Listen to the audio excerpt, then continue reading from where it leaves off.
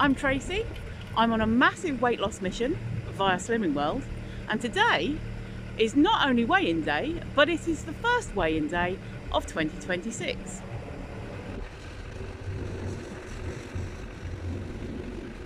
I'm not expecting miracles. No. It's really bloody cold today. And it's about 8:30 in the morning, which is about 4 hours earlier than I normally weigh. And the weigh-in is kind of like, because it's been New Year, it's sort of midweek of the week that I would normally weigh in. So whatever this says today is my starting point for 2026. And I promised you, didn't I? I promised you that I would divulge what my actual weight is now. I did. I said that I would tell you. I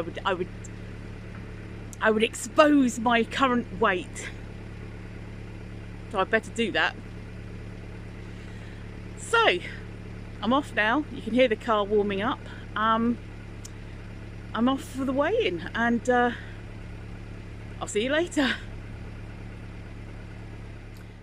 Hello. I'm coming in from the very slight future than when the main bit of this video was recorded. Basically because I realised when I was putting together all the bits that I had filmed that I hadn't done like a big reveal, like ta-da, this is my weight now, ta-da. It's just kind of like, right, I'm off to Slimming World. Oh gosh, yes, I said that I was going to tell you what my current weight is, and then it just doesn't do anything. It's really undramatic. And not that I want it to be any big fanfare or anything, but this is probably one of the most brave, bold, vulnerable, stupid things that I have ever done on the internet, that I have ever put on the internet. Putting my weight onto the internet, my actual weight onto the internet, is such a big thing for me.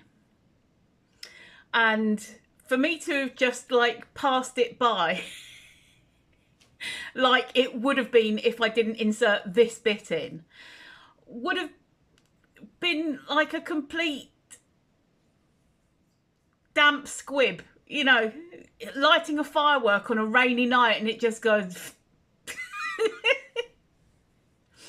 So while I'm not going, this is my weight, that doesn't necessarily mean that I didn't want it to just be glossed over.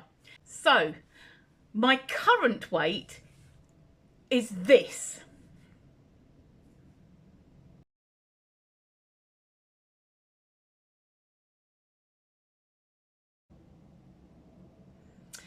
Okay, just over 22 stone. Yes. I'm saying just over 22 stone. I know it's actually slightly more than that, but it's not as high as 22.5 stone. Now, of course, those of you who have been with me since the start of this channel, or at any point during that journey so far, will have seen that I have achieved my 2.5 stone, and that is 2.5 stone since the start of going to, when I first started at Slimming World. So you can all work out now, you can all see how much I've lost and where I started, work it all out. So now that I've got that off of my ample chest, back to the main video.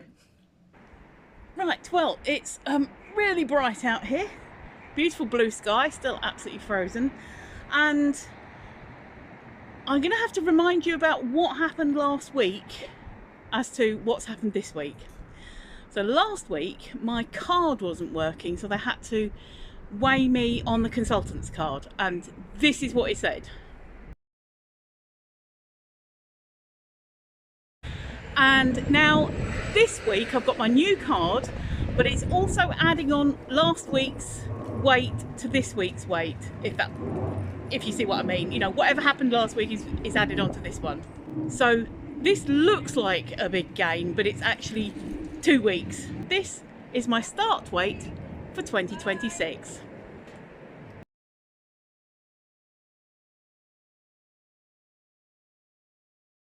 So as you can see, I am back indoors in my usual spot in the kitchen with the sun streaming in.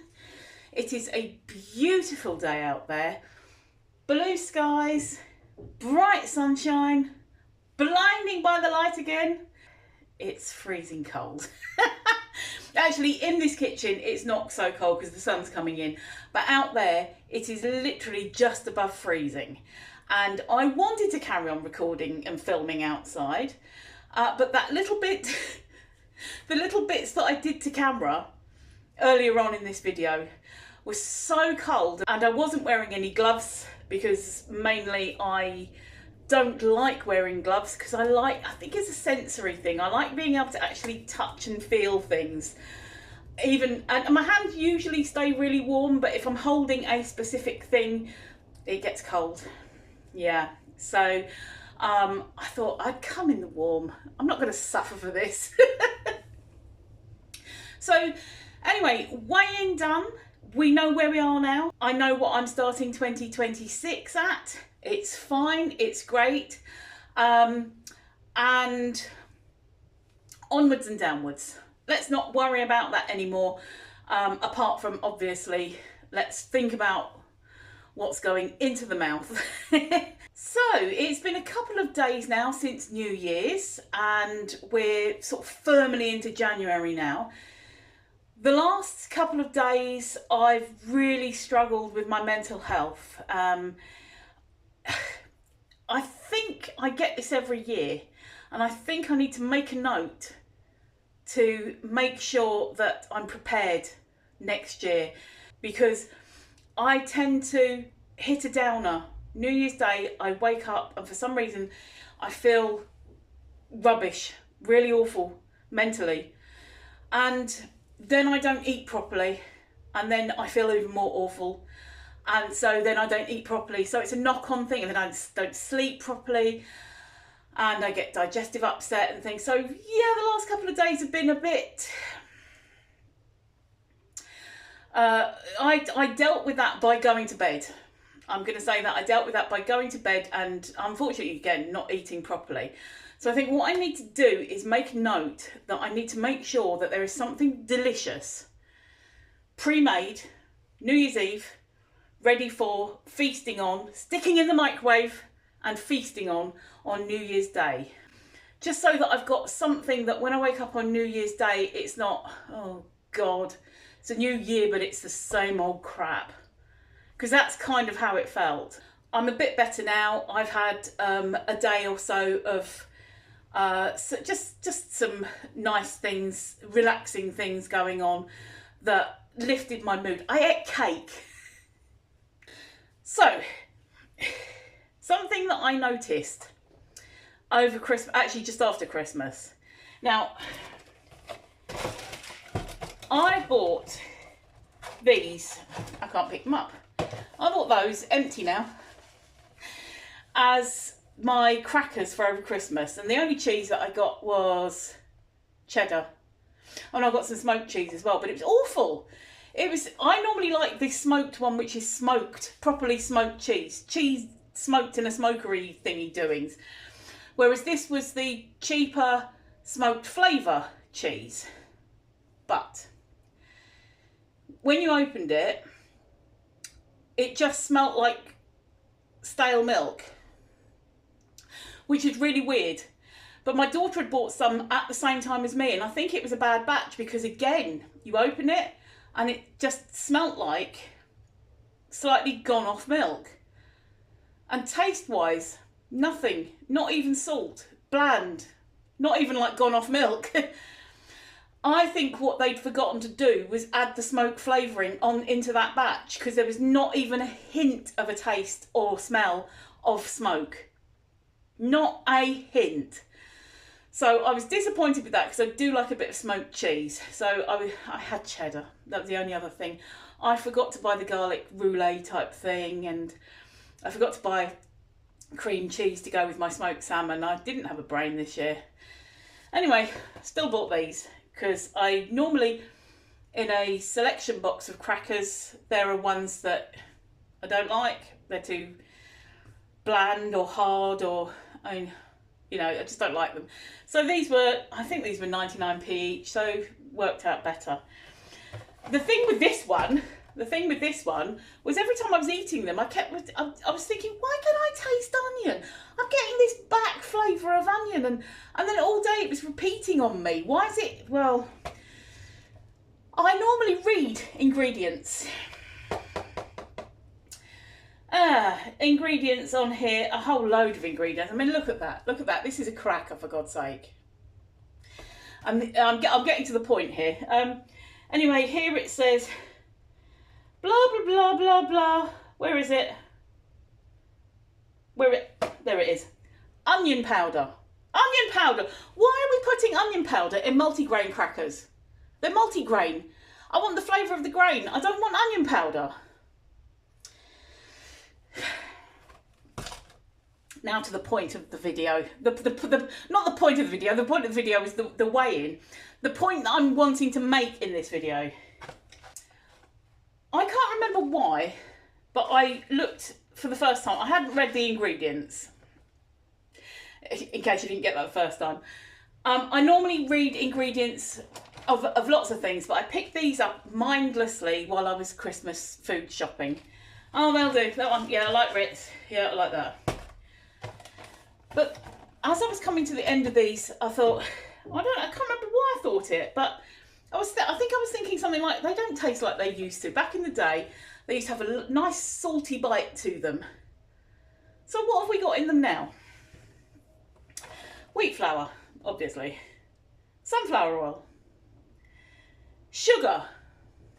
That's where my brain went, why have we got sugar in a savoury snack? The wrong way round. Why have we got sugar in a savoury snack? Okay. I will accept that sometimes sugar is put into savoury stuff to help with any raising agents, yeast. It feeds the yeast. I'll accept that.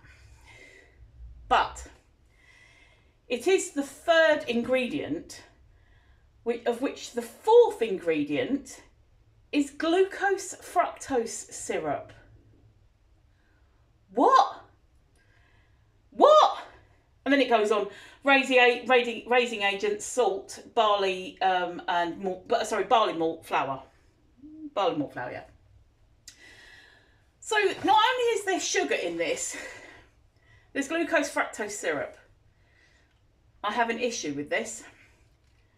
It's a savoury cracker. Why are there two different sugars in a savoury cracker?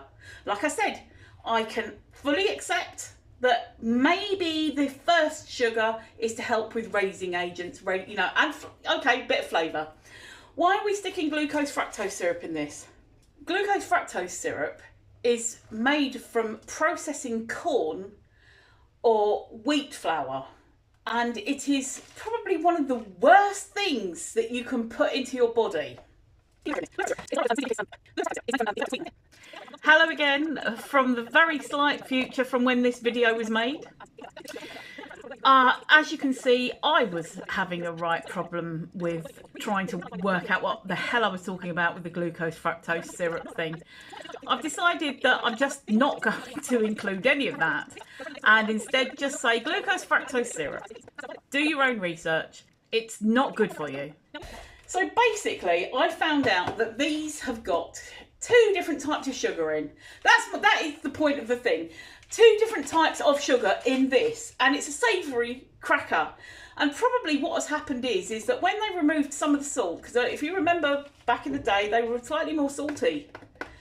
And then they went, oh, reduce salt. We have to reduce salt, not just in these ones. I'm not just blaming them, but across the board. We have to reduce salt in people's diets.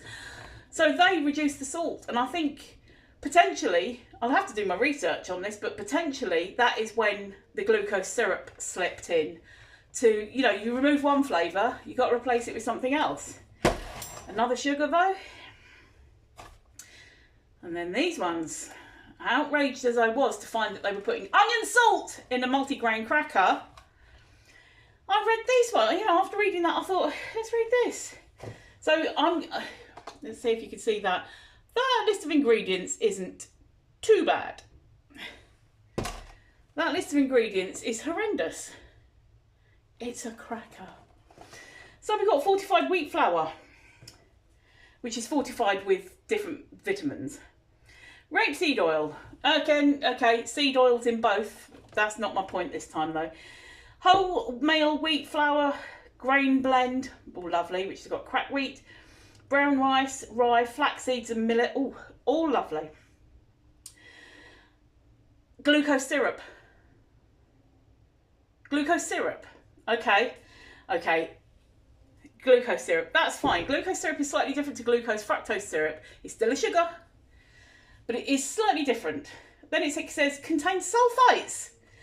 So, and then it says sea salt, raising agents, barley malt extract, sugar. Then it goes on to onion powder and stuff like that. So this one also has 2 different sugars in. Okay, it's not glucose fructose syrup, but it's got 2 different sorts of sugar in. Why have we got 2 different sorts of sugar in a savoury cracker? A savoury cracker that's got bloody onion powder in. I'm laughing, but I'm not. My smile is one of, what the hell is going on? Why do we, the food industry, feel that sugar has to go into savoury stuff? 2 different types of sugar. It's reminded me that I need to read labels even more than I already do, because you're thinking, oh, multigrain crackers, they're going to have some kind of health benefit, even at Christmas. Multigrain.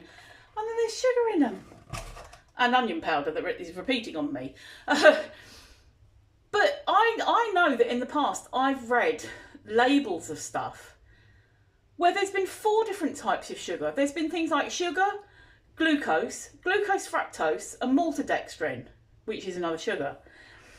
And you just go, what? Why is there 4 different types of sugar in this? It's an unexpected warning that I've had just after Christmas that I need to be remembering to read labels. It doesn't matter if you're grabbing things off the shelf really quickly, read the labels.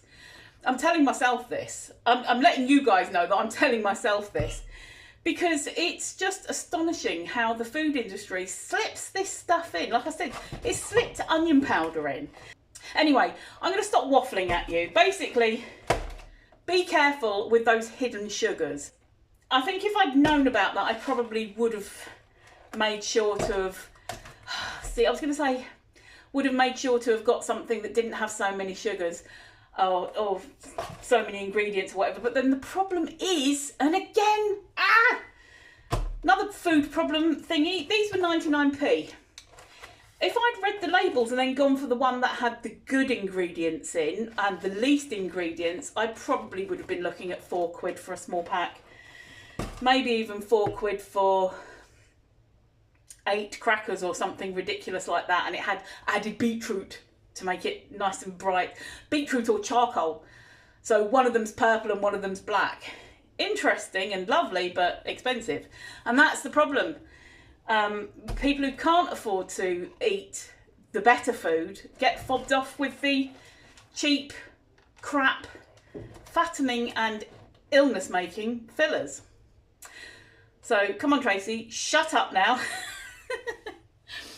So, thank you for being here. Thank you for liking and subscribing. Thank you for listening to that waffle, and I hope you took something from it. And if you've got any comments about it, if you want to agree with me, disagree with me, or tell me something else, tell me something you've noticed on an ingredients list that has been sneaking in, do pop it in the comments, because I do read them all.